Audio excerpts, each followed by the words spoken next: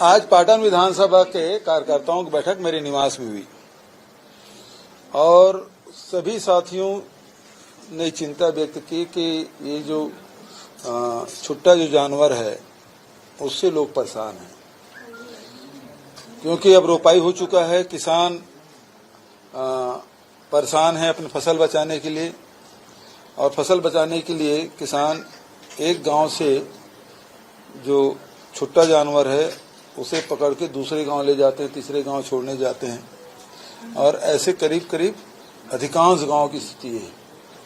उससे लोग परेशान हैं। तो हमारे विधानसभा के कार्यकर्ताओं ने ये फैसला किया है कि एसडीएम को नोटिस दिया जाए, 15 अगस्त तक के जो छुट्टे जो जानवर है उसकी व्यवस्था कर ले, नहीं तो 16 तारीख को छुट्टा जानवर पूरे पाटन एसडीएम कार्यालय के सामने लाकर जंगी प्रदर्शन किया जाएगा। एक ये राष्ट्रीय समस्या है और इसके निदान के लिए जब हम लोग सरकार में थे तो गौठान का निर्माण किया था। मुख्य उद्देश्य फसल को बचाना और दूसरा गौवंश को बचाना, उसकी सेवा करना, ये दो मूल उद्देश्य थे। इसको लेकर गौठान की शुरुआत हुई थी और लगभग 10,000 गौठान हम लोग बनाए थे और जिसमें करीब 7,000 गौठान स्वावलंबी हो चुके थे। लेकिन वर्तमान जो सरकार है उन्होंने बिना कोई आदेश के गौठान संचालन बंद कर दिया।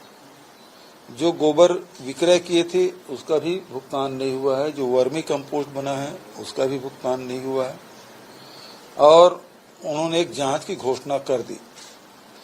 बजट सत्र में इसकी घोषणा की गई थी या उसके पहले विंटर सेशन में इन्होंने किया था जांच की घोषणा। जांच केवल फाइलों में है, कोई न जांच हो रही है। आप लोगों ने कहीं नहीं सुना होगा किसी गौठान में जाके ये अधिकारी या जो टीम जांच टीम है वो जांच कर रही है, लेकिन उसे बंद कर दिया गया है। अब स्थिति ये है कि एक तरफ किसान फसल बचाने के लिए मजबूर हैं, तो दूसरी तरफ सारे जो छुट्टे जानवर है वो सड़कों पे दिखाई दे रहे हैं। रोज एक्सीडेंट हो रहा है, राष्ट्रीय राजमार्गों हो रहा है, प्रदेश के राजमार्गों हो रहा है, जिला मुख्यालय मार्गों हो रहा है। गांव में भी किसी भी गांव में जाओगे तो 50-100 मवेशी वहां बैठे आपको मिलेंगे। तो एक तरफ फसल बचाना और दूसरी तरफ रोड एक्सीडेंट से जान माल दोनों को नुकसान हो रहा है।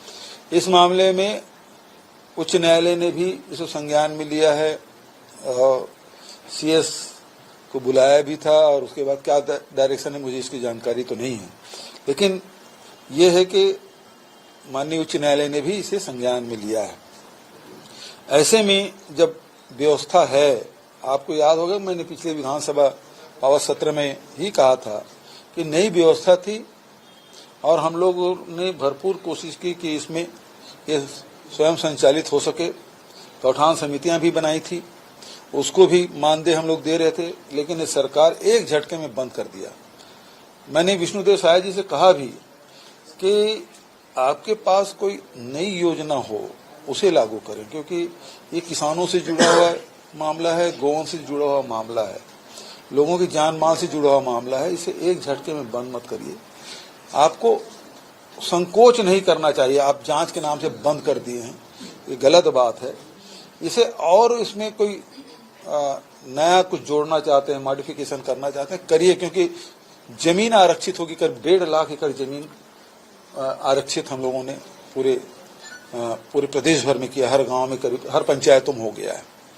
तो ये जो जमीन आरक्षित हो गया, जो स्ट्रक्चर खड़ा हो गया, उसका उपयोग होना चाहिए। आप कुछ नया करना चाहते हैं, आपके दिमाग में कुछ नई चीजें हैं जो नया लाभदायक है, उसे करिए, लेकिन बंद मत करिए।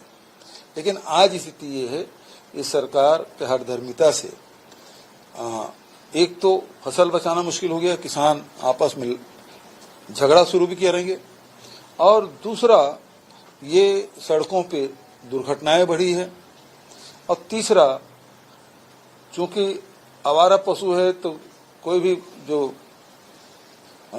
तस्कर है वो ट्रकों में भर के बॉर्डर में ले भी जा रहे हैं, बेच रहे हैं। तो बहुत धड़ल्ले से ये काम हो रहा है। अभी सुना हो कुछ जसपुर जिले में कुछ गाड़ियां पकड़ी गई है, लेकिन आपको याद होगा कि जब ये हम लोग गौठान शुरू किए थे उस समय तस्करी की बात सुनाई नहीं देती थी। तो आज जो तस्करियां हो रही है उसके पीछे ये गौठान बंद होना है। तो सबसे बड़ी बात यह है कि मेरे क्षेत्र में किसान, हमारे जो सब साथी है, कार्यकर्ता भी हैं, किसान भी हैं, वो लोग भी उस व्यवस्था से परेशान है कि जो अचानक जो व्यवस्था चल रही थी उसमें काफी कुछ, उससे हम बरसात की फसल भी बचाते थे, रबी फसल भी ले पा रहे थे। अब तो बरसात की फसल भी, खरीफ फसल बचाना भी मुश्किल हो रहा है। तो ऐसे में एक बड़ा फैसला हमारे साथियों ने लिया है और 16 अगस्त को, यदि 15 अगस्त तक नहीं किए तो पाटन में जो छोटे जो जानवर हैं, है ना, उनके साथ एक जंगी प्रदर्शन होगा। ये और सरकार से ये आग्रह करूंगा कि ये स्थिति कमोबेश सभी जगह है। हम दुर्ग में सुन रहे हैं, रायपुर में सुन रहे हैं, नगरीय क्षेत्र में, यहाँ रायपुर नगर निगम में भी स्थिति क्या है। अब गंदगी फैल रही है, गोबर जहां तहां पड़े हुए हैं। नहीं तो यहाँ सड़कों में गोबर दिखाई नहीं देता था। बहुत सारे डेलीगेशन आए थे, गुजरात के भी आए थे और अन्य प्रदेशों से आए थे, लोकसभा के भी आए थे। बोले हम 3 दिन से रायपुर में घूम रहे हैं, एक गोबर का टुकड़ा देखने को नहीं मिल रहा है। और अब स्थिति आप जहां भी देखेंगे, झुंड के झुंड सड़कों में बैठे आपको जानवर मिलेंगे, गोबर वहां, उसके कारण से दुर्घटनाएं भी हो रही है। तो ये स्थिति है और इस मामले में एक पाटन विधानसभा के कार्यकर्ताओं ने जो फैसला दिया उसकी जानकारी मैं आपके माध्यम से। ये पूरे प्रदेश, क्योंकि प्रदेश की समस्या है, तो क्या इसका विस्तार भी अन्य क्षेत्रों में संभावित है? अब मैं समझता हूं कि पाटन विधानसभा कार्यकर्ताओं ने फैसला लिया, तो हो सकता है कि पीसीसी भी, क्योंकि मेरे अध्यक्ष से बात नहीं हुई है, और ये आंदोलन हर जगह फैल सकता है। गांव में भी, चाहे वो ब्लॉक स्तर हो, चाहे नगरीय क्षेत्रों में भी ये समस्या है। ये समस्या कोई एक जगह के था ही नहीं।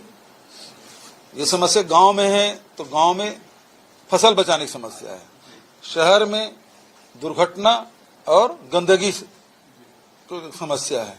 तो ये समस्या सब जगह है, लेकिन निदान कहीं भी दिखाई नहीं दे रहा है। ये सरकार इस मामले में बस वो उन्होंने गौठान बंद कर दिया और समझते हैं कि समस्या का निदान हो गया, और बोलते हैं कि गौ अभ्यारण्य बनाएंगे। कहीं भी दिखाई नहीं दे रहा है गौ अभ्यारण्य। 8 महीने हो गए सरकार को, गौ अभ्यारण्य दिखना चाहिए ना, कहीं पे कुछ बनते हुए दिखना चाहिए, वहां कुछ करते हुए दिखना चाहिए। कुछ भी नहीं, रोका छेका भी बंद कर दिया इन्होंने। रोका छेका ही करा देते गांव में, कोटवार के माध्यम से हाका करवा देते, वो भी नहीं किया। रोका छेका भी नहीं किया, गौठान भी बंद कर दिया। तो आखिर लोग आवारा पशु से, छुट्टे जानवर से सब परेशान है। इसके लिए आप अपनी ओर से सरकार को आग्रह करेंगे क्या? मैं तो विधानसभा में बोला, सदन तो सबसे बड़ा मंच है, वहां बोला। आप संकोच मत करिए कि ये कांग्रेस सरकार ने शुरू किया है। अगर आप ये वीडियो YouTube पर देख रहे हैं तो हमारे चैनल को सब्सक्राइब करें और बेल आइकन को दबाना ना भूलें। अगर आप Facebook पर ये वीडियो देख रहे हैं तो हमारे पेज को लाइक करें।